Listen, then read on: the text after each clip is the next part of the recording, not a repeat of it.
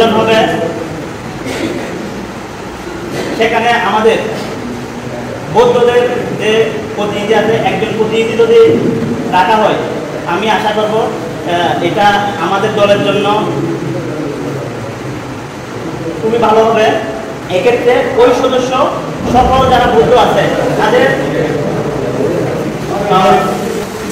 প্রতিনিধিত্ব করতে পারবে। এর পাশাপাশি যদি এরকম পরিচিত আমাদের সদস্য থাকে, হিন্দু সদস্য, ওইরকমও যদি আমাদের কমিটিতে যদি রাখা হয়, তাহলে তারা হিন্দুদের পক্ষ থেকে প্রতিনিধিত্ব করতে পারবে। আর এখানে ছাত্রদলের মুন্নাকেও আমি অনুরোধ করবো, আমরা কিন্তু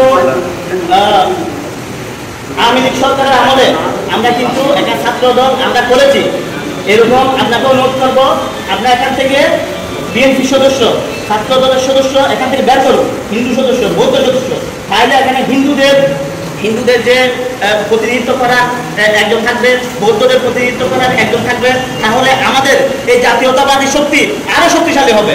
আমি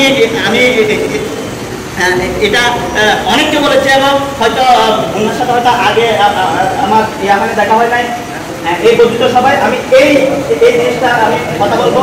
আর আজকে মুর্শিদ ভাইকে ধন্যবাদ দিব যে আমাকে যুব দলে ছোট্ট একজন সদস্য হিসেবে আমাকে অন্তর্ভুক্ত করাই। আমি এখানে মুর্শিদ ভাইকে ধন্যবাদ জানাচ্ছি। বৌদ্ধ আছে, হিন্দু আছে, তাদের ওইখানে আপনারা একটু সংযোগ বাড়ানো হবে কি, আমাদের ওইখানে কিন্তু আওয়ামী লীগের বুথ কিন্তু 99%, আমরা চাচ্ছি এটা 50-50 করতে।